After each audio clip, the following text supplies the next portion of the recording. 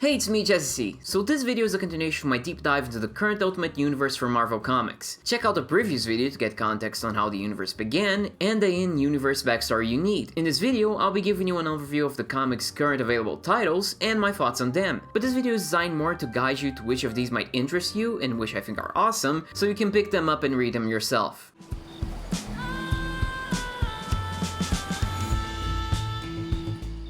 The Ultimate starts with Tony Stark and Doom. This Tony is just a kid that wants to do the right thing and fix the world, because he's a good lad. A good Iron Lad.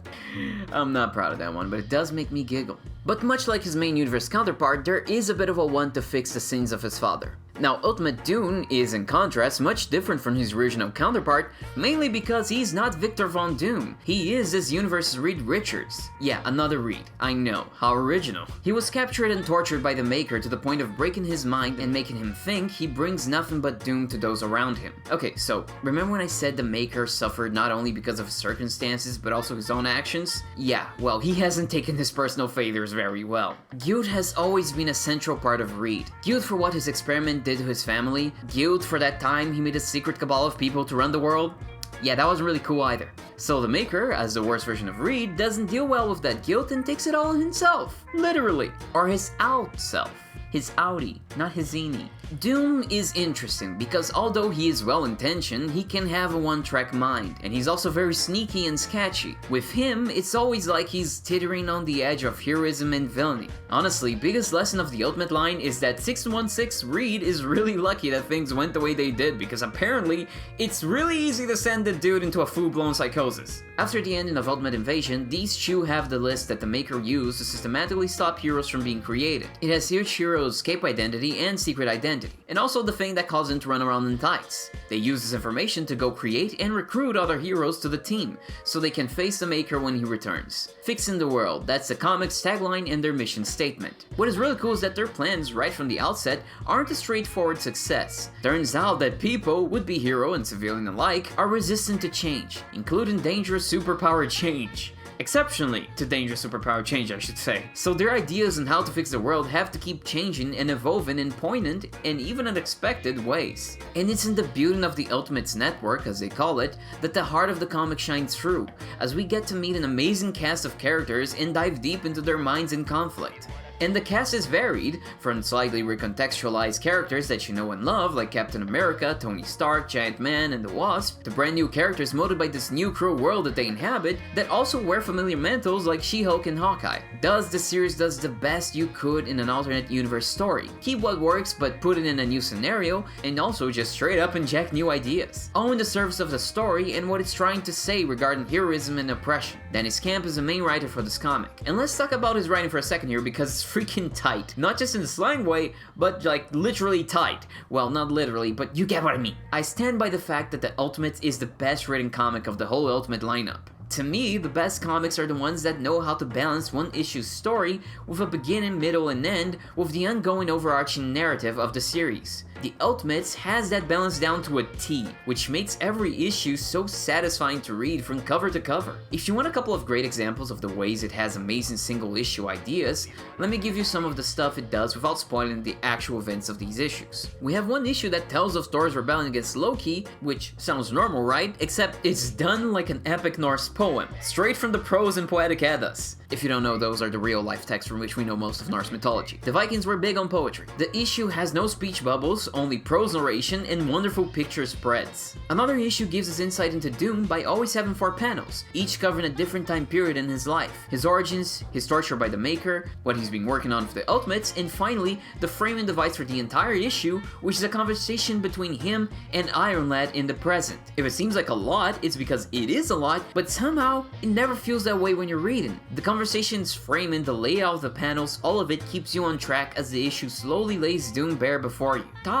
notch stuff. And it doesn't stop there, there's so many other great examples. There's a great issue with She-Hulk's origins that parallels the real-world careless nuclear testing in Bikini Atoll that affected the indigenous people there.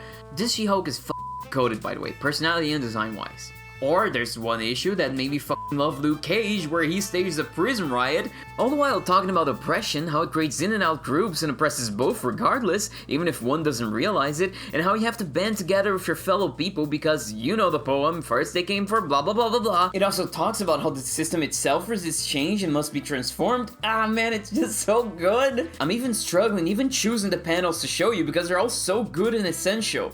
Awesome issue. And, by the way, if you look at the panel layout, what does it look like? That's right, prison bars. Just like in the cover, it's so clever. Come on! It's so clever, and whenever Luke is about to break out, his panels get longer because he's breaking. God, it's so good, dude. And that's the thing about the Ultimates. It's a very political book. Much like the original one, except this time, instead of satire, it's a genuine exploration of what to do when the system is broken and constantly abusive. It's about speaking truth to power. About not just how you dismantle that system, but how you replace it with something new that is just as strong. And there's also great fights too, not just big brain nonsense. Like the time when Giant Man and the Wasp are recruited, and god, the brutal Empire Strikes Back moment that is the fight against the Immortal Hulk. And in that issue, there's even a callback to the Taste Like Chicken panel that flips it and reverses it and makes it actually good. In short, if you want a comic that's fresh, but also familiar, and comfortably reasonable in a world that seems incredibly less reasonable every day, that is also solidly written and stupidly creative with the world, characters, and the storytelling, then this is it. Go read it. You've got nothing to fear from us, ma'am. We just want the man in the big house. What does the letter in his head stand for, Mommy? They ask you how you are, you just have to say that you're fine.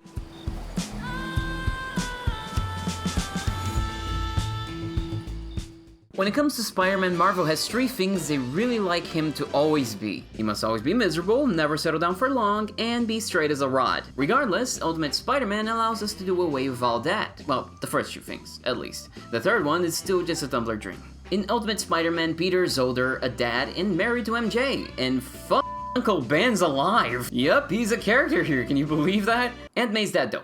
Can't have it all. Still, even though things are mostly perfect, he does feel like he's missing something. That something is wrong. Like maybe he missed his vocation in life. That's when a package sent by Tony Stark changes everything, allowing Peter to take his stolen future back. Look, I'm not going to lie to you and say this is a good story and it's very well written, even though it is all that, and it wouldn't be a lie. But the main attraction here for sure is just seeing Peter be happy for once in his goddamn miserable life. The plot is about what you expect from Spider-Man. Peter has to juggle being a dad and husband with being a hero, with the exception that the drama here doesn't really come so much from interpersonal conflict, because his family is very supportive, thank God. Can you imagine seeing him get married and happy only to watch him get divorced? I'd die. No, the drama here comes more from the fact that it's dangerous to be a superhero in this world, to them and his family, and from what he has to do to keep them all safe. And it's even more dangerous as Peter is putting himself directly in opposition to the Maker's appointed ruler of New York, the Kingpin. Look at him! Look how huge he is! But the comic is, to my eternal delight, not just focused on Peter.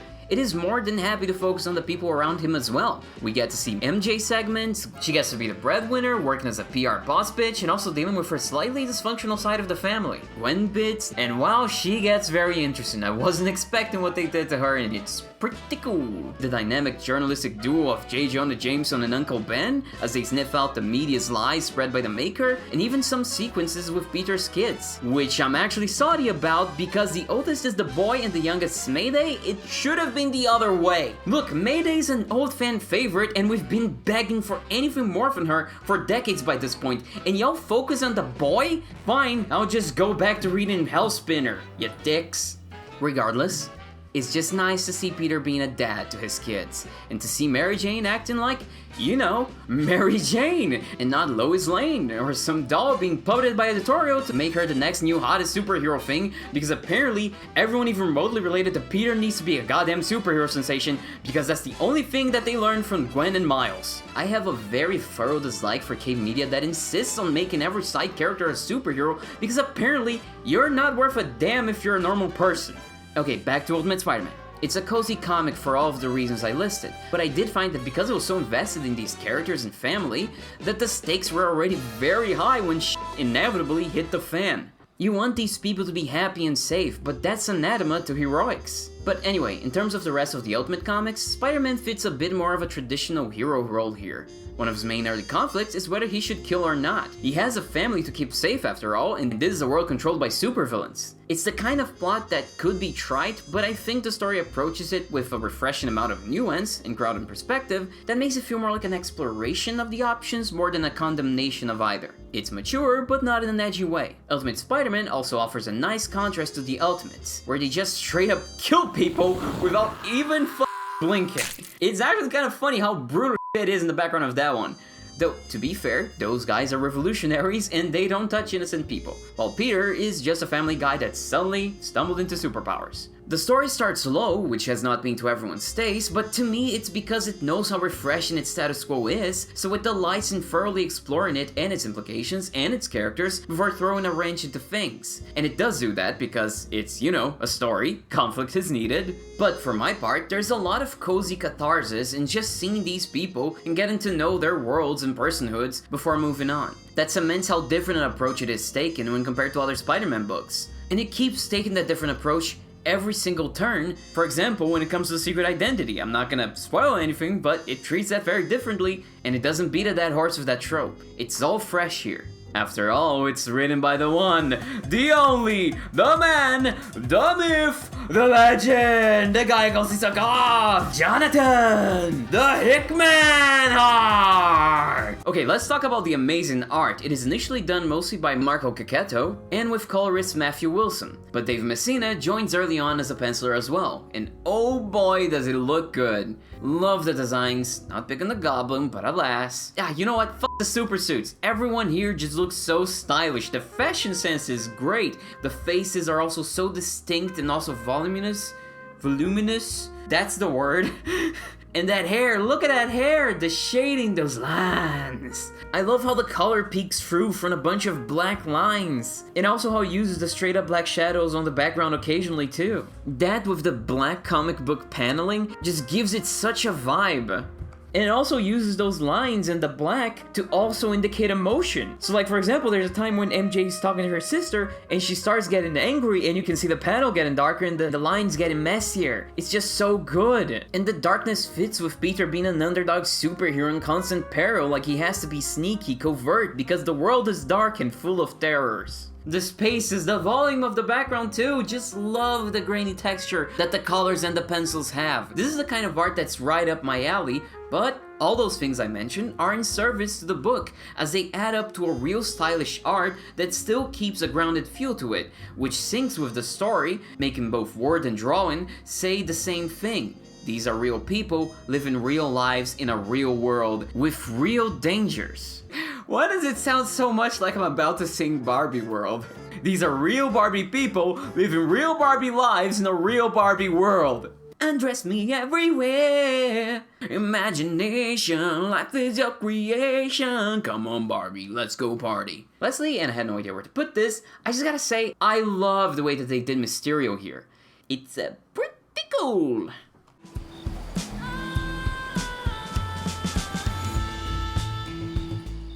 Ultimate Wolverine is the least exciting book here. Not because it's bad though, it's good, no major complaints about the writing or anything. Except that time a guy kept saying, oh my god, look at his hands! 12 different times in the span of like 4 pages. I get what the intention was, it's just really great. But otherwise it's solid. Character voices are good, the villains are cool to watch because they are usually heroic X-Men, so it's fun to see them as baddies now. It's also just nice to see the Rasputin family together. Siblings that commit war crimes together stay together. So what's the deal? It's literally just Weapon X. Like literally. It's the old tired plot of Wolverine gets brainwashed and forced into killing his friends. The second issue shows the Maker literally killing the guy head in Weapon X. You f***ing with me, buddy? The second issue shows the Maker literally killing the guy head in Weapon X, only for it to happen anyway. Canon event, I guess. It's just so boring. We get this whole universe where you can explore different sides of characters, recontextualize stuff, do a million other cool things, and we get this shit again, but if you're not familiar or tired of that Wolverine storyline and you just want more of it, then you'll be fine with this. The comic sees Wolverine as a Winter Soldier, a brainwashed killing machine under the direction of the leaders of the Eurasian Republic, Colossus, Magic, and Omega Red, who are intent on weaponizing mutant kind, as the Republic is one of the only true locations in the world with mutants. The soldier is deployed against a mutant liberation, which shouldn't be confused with Mutant Liberation Front. They are an underground group of freedom fighters that use a conspicuous X as their symbol. But they aren't the X-Men because they already used that name for the Ultimate X-Men, even though the name was wasted there because it doesn't make any sense why those girls would call themselves the X-Men. It's just dumb and stupid. All of this, I don't like it. Did I convince you to read comics yet? I'm sorry. Okay. A thing I like. It used in-world documents and newspaper clippings inside the issues as extra pages, which I love. Hickman does that a lot, probably because of his graphic design background, but I like that we'd see it here too. Helps with the kind of political world building that this story needs. The action's pretty great too. Logan throws a dude into a bomb at one point just to check if it is actually a bomb, and that's just funny. I should also say, and minor spoilers here, but come on, not really. The brainwashing doesn't last, and eventually we get to see Logan fighting with the X-Men, Mutant Liberation. Logan and Sabretooth are kind of buddies. Or they were, but now they're at odds, so it's actually just the same shit, sorry. Happy thoughts. For as trite as the brainwashing is, it does fit the kind of world we have going on here. I just wish it wasn't done with Logan again. What else? Magic has apps. In this one panel, kinda, and nowhere else. God, let's just move on. I thought Synchro was today. I mean, like, that's fine. I got nowhere else to be. Like, what even is time? You know what I mean?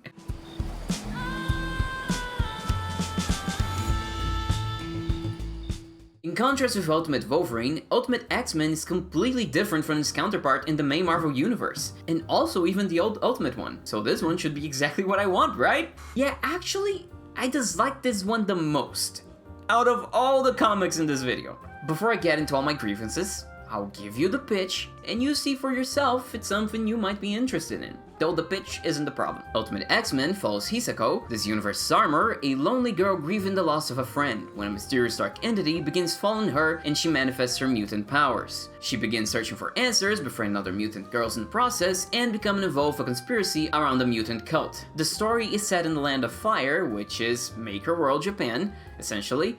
So the comic has a very clear anime manga influence, not just in the aesthetics in and out of the story, but also in the characterization and tropes present here. All this lovingly rendered in the watercolors of Peach Momoko, Marvel's latest darling, who I'm not going to lie, I'm kind of sick of hearing about already. So yeah, that's the book. If you feel like this might be your cup of tea, then skip the next couple minutes, because it's hate corner, y'all. Dialogue's bad. When you want it to be present, to flesh out characters' feelings, thoughts, or interactions, it's nowhere to be seen. Take the first time May manifests her powers. She creates a storm inside the house, and all her father has to say about that is that she needs to get out of the house because she's a punk. What? No questions? No, what was that? A localized storm this time of the year in the middle of my kitchen? No, did I leave the window open? Mind you, as far as this comic shows, the general public doesn't know about mutants yet, so why does he just accept this? Or Hisako's armor. No idea what she feels about it. She's scared of it at first, but then she never comments on it again. No questioning why it's a samurai. No nothing. There's just no dialogue about any of it. Things just happen in this comic and we move on. People don't meditate on it or even react to those things properly at all. But more on this later. When it is around, it's super functionary to expository, with little in the way of character voices. Out of all the comics I read for this video, this is the one where I kept repeatedly saying out loud, nobody talks like this. This is not the worst problem by itself. It's not by itself though. The pacing is the worst. Somehow, the plot progresses glacially, yet we also paradoxically don't get much character development. For some godforsaken reason, the comic insists on cutting away from the main girls to focus on introducing even more new underdeveloped characters or to show what the villains are doing. Let's look at issue 7 for example. We spend 9 pages with the cult, 8 with a random ass new character, and you know how many with our main cast? Our main entirely underdeveloped by that point cast? 4 pages. A total of 4 pages. This, by the way, is the issue where they are going to a festival. The first opportunity we could have had to see them all interacting together as friends or do anything of consequence. And the issue ends as the festival starts. And since every issue is a month per the ultimate gimmick,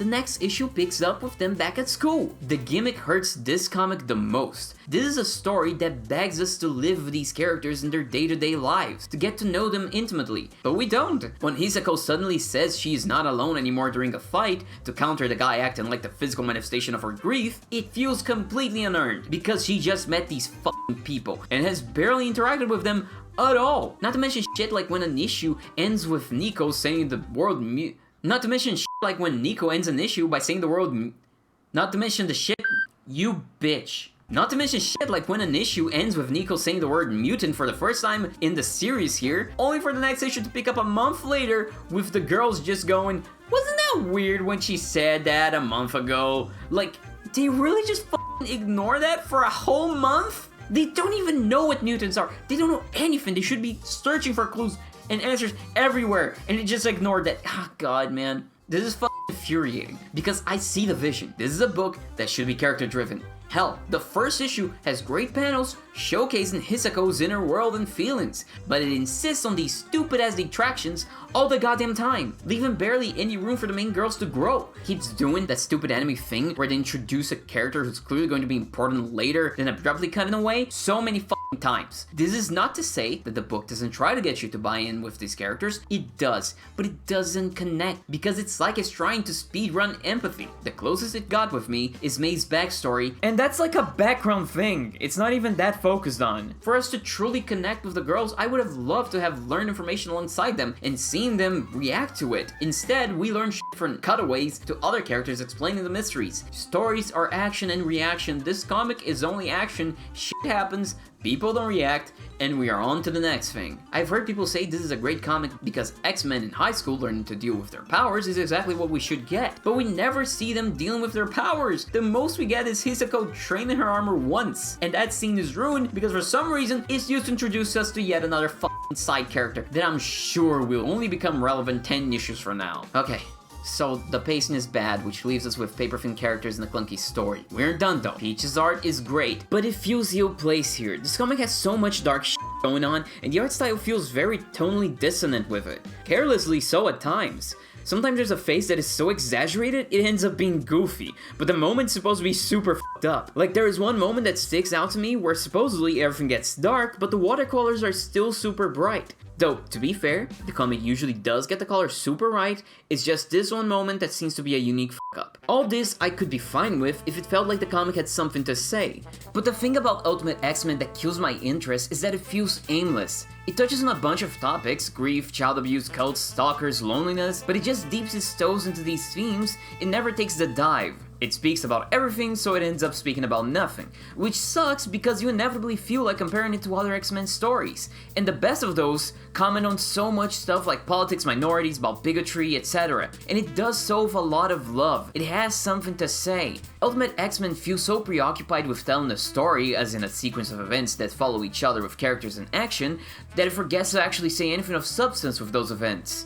Which is a shame because centering the plot around the cult fits the X-Men theme perfectly, as cults famously prey on outcasts of society. But the comic keeps trying to do so much, it never properly explores that side of things. It's clearly building up to something, and later on it does start working the themes it set up a little bit more, but it's too little too late. Maybe this is for you, but to me, this isn't bad because it's different than your standard X-Men story, but because it's executed badly. Also, why is the group comprised entirely of high school girls calling themselves the X-Men? Like, where did the X come from? Where did the men come from? You'd think they'd call themselves the X-Women or the X-Girls or anything else. We're the X-Girls, and we're gonna put a spell on you. Gonna put a spell on you.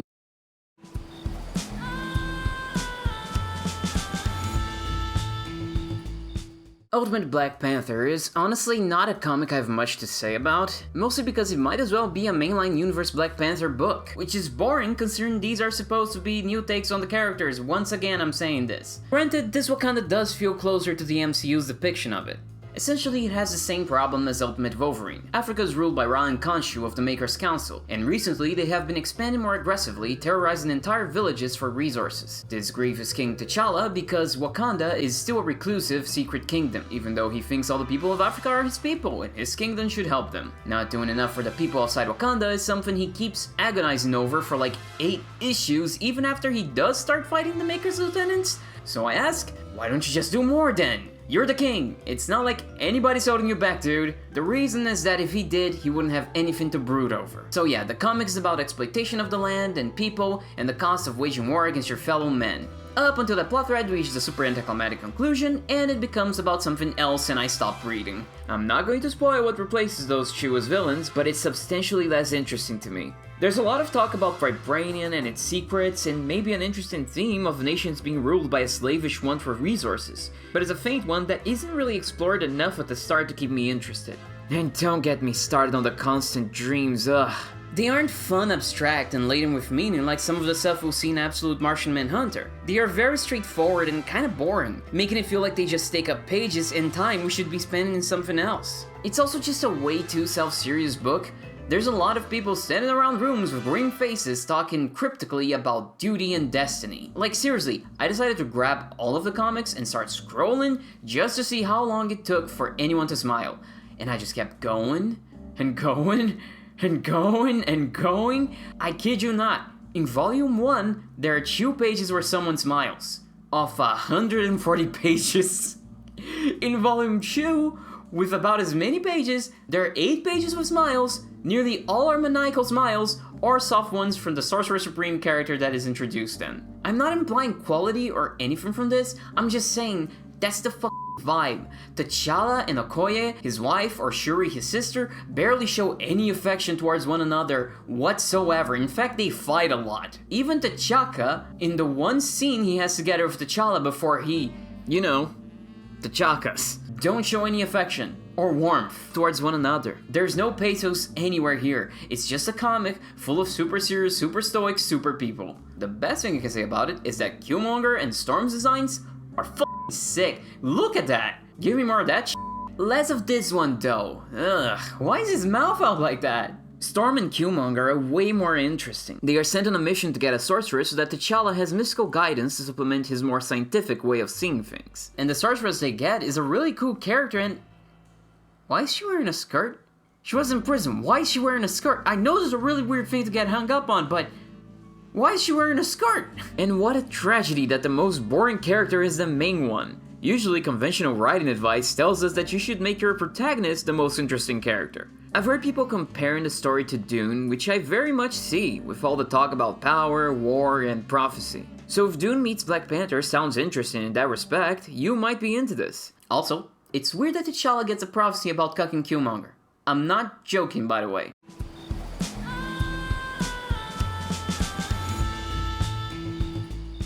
So that's the Ultimate Universe. It's a mixed bag. One of the best comics around, plus a really solid one that you might find too slow, and 3 other ones that range from bad to just boring. But I'd like to talk about the thing that makes it special nonetheless before we end the video. As I was making this video, Marvel announced the end of the current lineup of Ultimate Comics. It will all culminate with a big event called Endgame with the fight against the Maker. This, of course, shouldn't come as a surprise. We had a deadline right from the start, right? 2 years to fix the world. The question is this the end of the universe? All comics will end, that is confirmed, but the real question is if they will be relaunched. Everyone's sure that yes, they will, but even if they do, they might be completely different. Anything could happen here. Maybe Peter will die and will accompany his children as they themselves become heroes. Maybe the books that are performed too well won't be relaunched at all and will be replaced with different titles. And that's what's so exciting about this whole project. It has an end date, no mid-run cancellations, no loose threads. We have a beginning, middle, and end, and no status quo to obey. Everyone got to see their vision through, regardless of my opinion of said vision, and that in the world of comics is an immense luxury and super special. I'm glad for them. Hell, endings in general are very peculiar in this industry. Marvel and DC will forever keep their universes going in one form or another. They are tried and true formulas to get new people in, and they're also old, so they're nostalgic, which keeps the older fans around. But projects like the Ultimate and Absolute universes are really special. They are like a comet that passes once in a while and lights up the night sky, reminding us of how special the universe is. They are the break in the monotony that makes us appreciate the monotony a little bit more. See you later. Step back! We'll not tolerate drowning here. Don't worry, we're here to save the day. Also because it's someone's birthday. No! Not in the lava!